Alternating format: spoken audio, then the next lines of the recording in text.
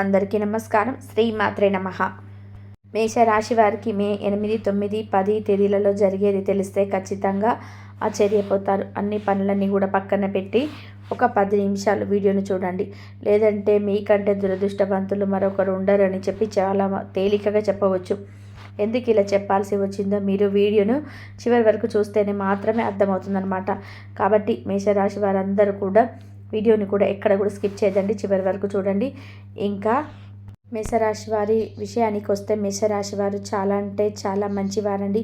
వీరిని వ్యక్తిగతంగా మనం గమనించినట్లయితే కనుక ఎప్పుడు కూడా ఎదుటివారికి హాని చేయాలి అని కానీ, ఎదుటివారు నాశనం అవ్వాలని కానీ, ఎదుటివారు బాగుపడుతుంటే వారిని చూసి ఓర్వలేనితనం కానీ వీరి దగ్గర అస్సలు పొరపాటున కూడా అటువంటి లక్షణాలన్నీ కనిపించవు. ఎందుకంటే ఇప్పుడు మనం ప్రస్తుత రోజులలో చాలామందిని చూస్తూ ఉంటాము. ఎదుటివారు బాగుపడుతుంటే ఈర్ష్య పడడం, కుళ్ళు పడటం, ఎదుటివారు నాశనం అవ్వాలి అని చెప్పి కోరుకుంటూ ఉండడం, ఇలాంటి వారందరూ కూడా మన యొక్క జీవితంలో మన పక్కనే ఉన్న వాళ్ళని కూడా మనం చాలామందిని గమనిస్తూనే ఉంటున్నాం. కానీ మేషరాశి వారు దానికి పూర్తిగా వ్యతిరేకం అనమాట. ఎదుటి వాళ్ళు ఎప్పుడు కూడా సంతోషంగా ఉండాలి, అందరూ కూడా ఉండాలి, అందరూ కూడా బాగుండాలి, అందులో మేము కూడా ఉండాలనే మనస్తత్వం అనేది మేషరాశి వారికి చాలా ఎక్కువగా ఉంటుందన్నమాట. అంతేకాకుండా కష్టాల్లో ఉన్న వారికి వీరి యొక్క మాటల రూపంలో కానీ, వీరి యొక్క చేతల రూపంలో కానీ ఖచ్చితంగా సహాయాన్ని చేసి వారిని కష్టం నుంచి బయటపడవేయడానికి వీరు ఎంతవరకు చేయగలరు అంతవరకు ఖచ్చితంగా చేస్తారు అని చెప్పి చెప్పవచ్చు అన్నమాట. ఇక ముఖ్యంగా వీరితో మాట్లాడేటప్పుడు చాలామంది కూడా ఎదుటి వారితో మాట్లాడేటప్పుడు అయ్యో మన విషయాలు చెప్పవచ్చా చెప్పకూడదా, మన పర్సనల్ విషయాలు ఎంతో కనుక చెప్తే మనల్ని వీరు మళ్ళీ పలుచనగా చూస్తారేమో అని చెప్పి అనుకుంటూ ఉంటారు వేరే వారితో మనం మాట్లాడేటప్పుడు. కానీ మేషరాశి వారితో మాట్లాడేటప్పుడు మాత్రం మన మనస్సు లోతుల్లో ఉన్న విషయాలను కూడా చెప్పాలి అని చెప్పి అనిపించుద్ది. మనం ఏదైనా ఒక సమస్యతో బాధపడుతున్నప్పుడు మేషరాశి వారికి మనం ఈ సమస్య కనుక చెప్పుకుంటే వీరి నుంచి మనకు ఏదైనా పరిష్కారం దొరుకుతుంది. ఈ సమస్య మనకు వీరు చెప్పుకున్నట్లయితే మనకు ఖచ్చితంగా సమస్య నుంచి బయటపడవేస్తారు అనే ఒక గొప్ప ఆలోచన అనేది ఖచ్చితంగా వస్తుందన్నమాట. మేషరాశి వారితో కొంచెం సేపు మాట్లాడితే ఉన్నవి మొత్తం కూడా వారితో మనస్సు విప్పి మాట్లాడుకోవాలి అని చెప్పేసి అనిపిస్తుంది అనమాట. ఇక మేషరాశి వారి యొక్క మాట తీరు కూడా ఆ విధంగానే ఉంటుంది. ఎదుటి వారి యొక్క కన్నీటిని తుడిచే విధానంగా, కష్టాల్లో ఉన్న వారికి ఓదార్పునిచ్చే విధానంగా, ఎదుటివారు సంతోషపడేలా చూసే విధానంగా, ఎదుటివారి కష్టాల్లో ఉంటే ఆ కష్టం నీకు ఏమి చేయదు, నువ్వేమీ భయపడకు అని ఒక ధైర్యాన్ని ఇచ్చే విధానంగా ఆకర్షణీయంగా ఉంటుందన్నమాట మేషరాశి వారి యొక్క మాట అనేది. ఇక మేషరాశి వారు ఎంత మంచిగా ఉంటారో వీరి చుట్టుపక్కల ఉన్నవారు వీరికి అంత శత్రువులుగా ఉంటారు. ఎందుకు ఈ మాట చెప్పవలసి వచ్చిందంటే కనుక ఇప్పటికే మేషరాశి వారికి చాలా అనుభవాలు అయితే జరిగాయన్నమాట. ఎందుకంటే సొంత అక్క చెల్లెళ్ళకే, సొంత అన్నదమ్ములకే, సొంత తల్లి కూతుర్లకే పడనటువంటి రోజులలో మనం బ్రతుకుతున్నాము ఇప్పుడు. ఎందుకంటే కన్న తల్లి కడుపు నిండా తింటున్నా కూడా చూడలేని వాళ్ళని కూడా మనం చూస్తూనే ఉంటున్నాం ఇప్పుడు. అయితే ఇప్పుడు ముఖ్యంగా మేషరాశి వాళ్ళకి మన అనుకున్న వాళ్ళు ఎవరైతే ఉన్నారో వారే వీరి నాశనాన్ని కోరుకుంటారు.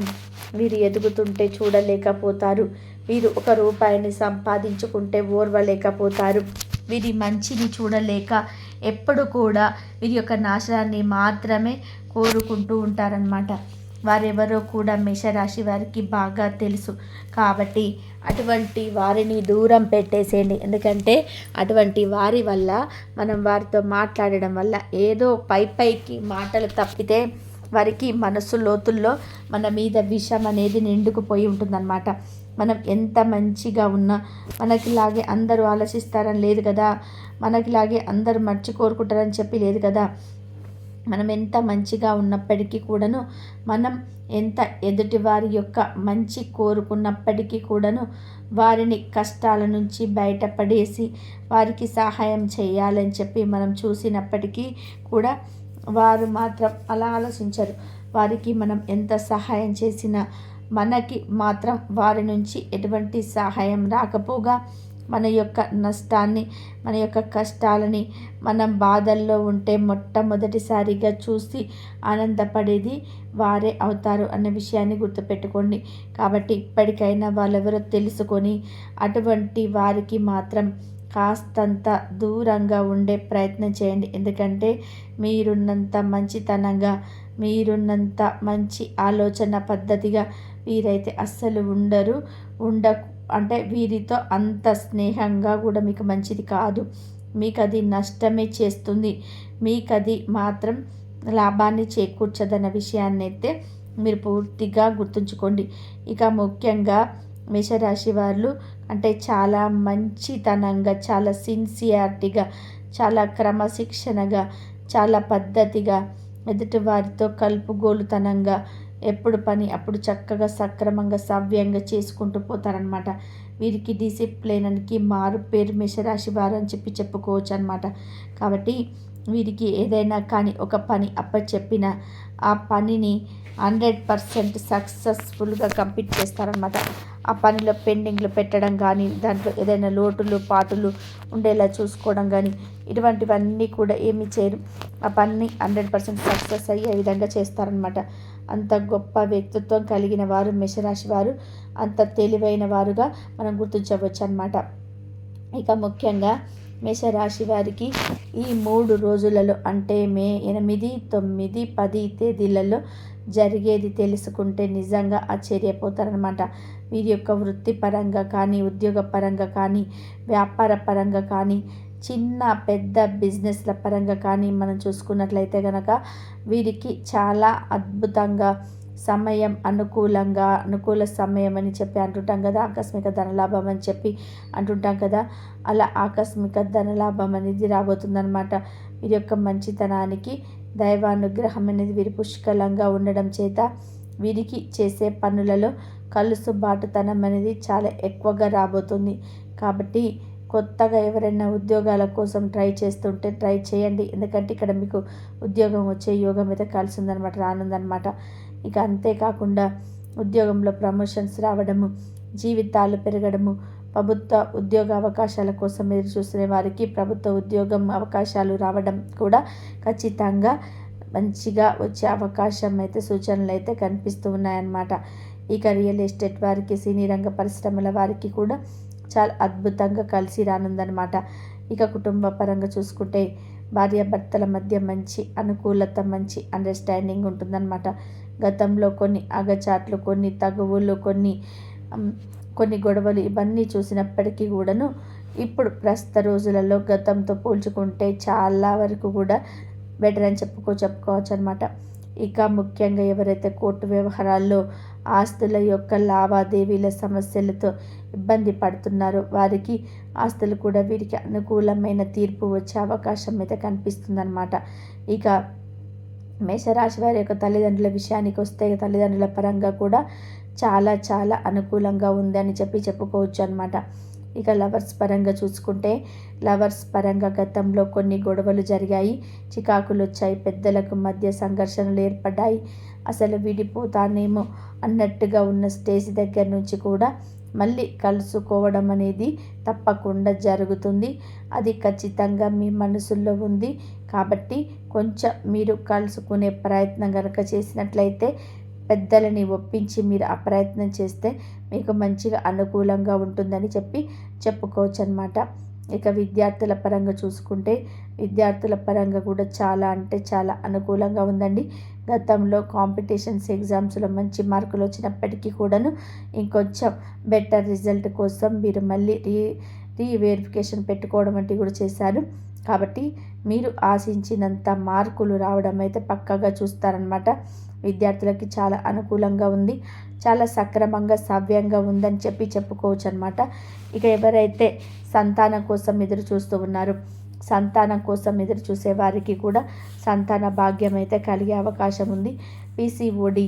పీసీఓఎస్ థైరాయిడ్ ప్రాబ్లమ్స్తో సఫర్ అయ్యే వారికి కూడా వారు కనుక మంచిగా మెడిసిన్స్ తీసుకుంటూ మంచిగా డైట్ చేస్తూ, అంటే రోజుకొక అరగంట అయినా కానీ వాకింగ్ కానీ యోగా కానీ చేసుకుంటూ మెడిటేషన్స్ చేసుకుంటూ చక్కగా మంచిగా కాస్త ఒళ్ళు తగ్గించుకొని పండ్లు కూరగాయలు ఎక్కువగా తింటూ మంచి డైట్ తీసుకుంటే డాక్టర్ సలహా మేరకు మీరు ఉన్నట్లయితే ఖచ్చితంగా మీకు సంతాన భాగ్యం అయితే కలిగి తీరుతుందనమాట. ఇక మేషరాశి వారికి 3 రోజుల్లో కూడా కొంచెం బిజీగా ఉండడం వల్ల ఏమవుతుందంటే కొంచెం స్ట్రెస్ లెవెల్స్ ఎక్కువ అవుతాయి అన్నమాట. కొంచెం గ్యాస్ట్రిక్ ప్రాబ్లమ్స్ రావడం, కొంచెం కాళ్ళ నొప్పులు, కొంచెం కీళ్ళ నొప్పులు రావడం, మోకాళ్ళ నొప్పులు రావడం, కొంచెం తలనొప్పిగా అనిపించడం, కళ్ళు నొప్పులుగా అంటే గుడ్లు కొంచెం మంటలుగా అనిపించడం, ఇలాంటివి ప్రాబ్లమ్స్ అనేటివి అన్నీ వచ్చే అవకాశం ఉన్నాయండి. కొంచెం నరదిష్టి కూడా మీకు ఎక్కువగా ఉంటుందన్నమాట.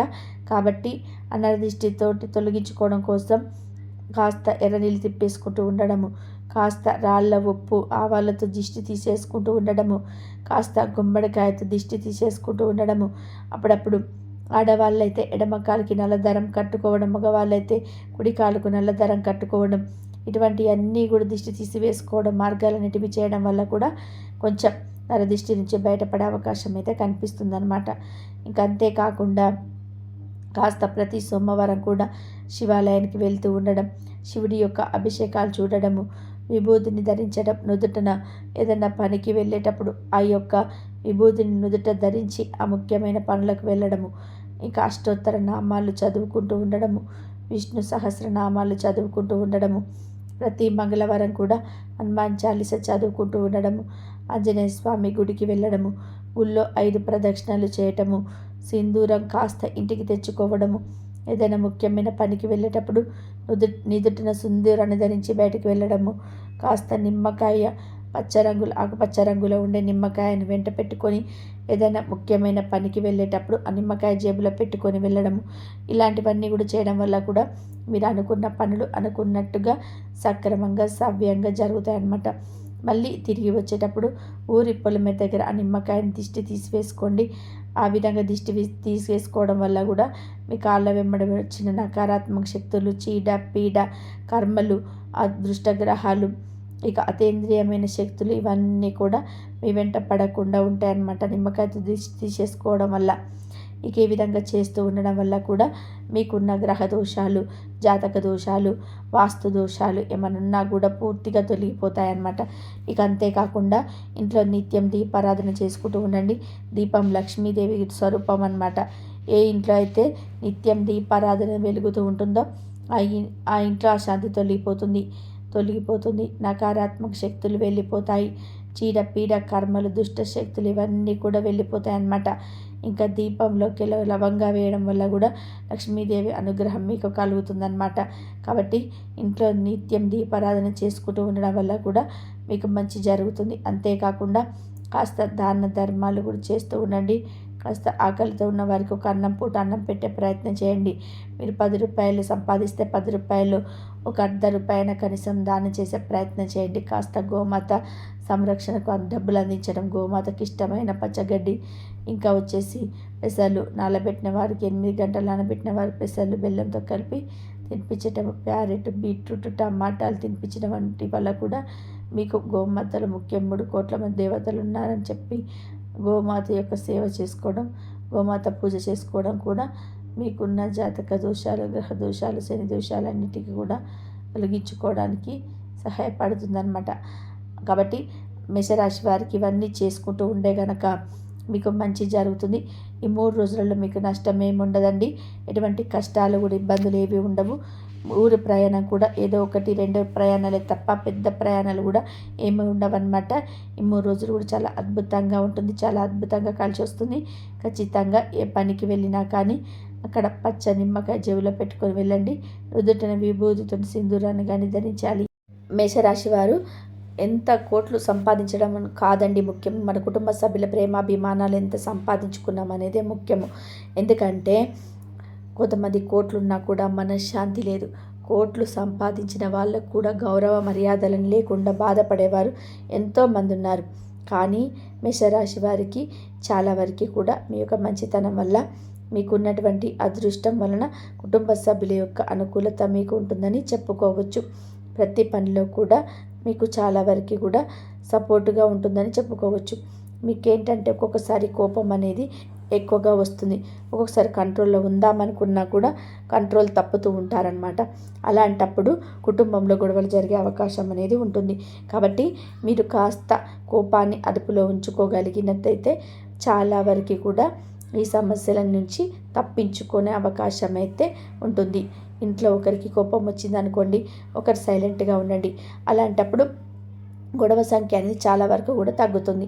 ఇలా మేషరాశి వ్యక్తులకి చాలా వరకు కూడా మీకు గతంతో పోల్చుకున్నట్లయితే ఆర్థిక సమస్యలు, అప్పుల సమస్యలు కూడా చాలా వరకు కూడా తగ్గాయని చెప్పుకోవచ్చు. అంటే డబ్బు పరంగా మీరు ఎన్నో ఇబ్బందులు పడ్డప్పటికీ కూడా చేసినప్పటికీ కూడా ఇప్పుడు చాలా వరకు కూడా మీకు బెటర్గా ఉంది. అంటే చేతిలో ఒక రూపాయి అనేది ఉంటుంది. మీలో కోటీశ్వరులు ఉండవచ్చు, మధ్యతరగతి వాళ్ళు ఉండవచ్చు, అసలు లేని వారు కూడా ఉండవచ్చు. ఎలాంటి వారైనప్పటికీ కూడాను చాలా వరకు కూడా మీకు గతంతో పోల్చుకున్నట్లయితే ఆర్థిక సమస్యలు తగ్గాయని చెప్పుకోవచ్చు. అలాగే చేతిలో చిల్లి గవ్వ కూడా లేని పరిస్థితి అయితే మీకు ఎప్పుడు ఉండదు. అలాగే మీరేంటంటే కష్టపడేటువంటి మనస్తత్వం చెమట ఓర్చి మీరు కష్టపడి ధనాన్ని సంపాదించుకునే అవకాశం అయితే ఎక్కువగా ఉంటుంది. స్థిరచరాస్తులు చాలా తక్కువగా ఉంటాయని చెప్పుకోవచ్చు. మీ కష్టం మీద, మీ రెక్కల కష్టం మీద మీరు మీ కుటుంబాన్ని మీరు లాక్కు రావాలి.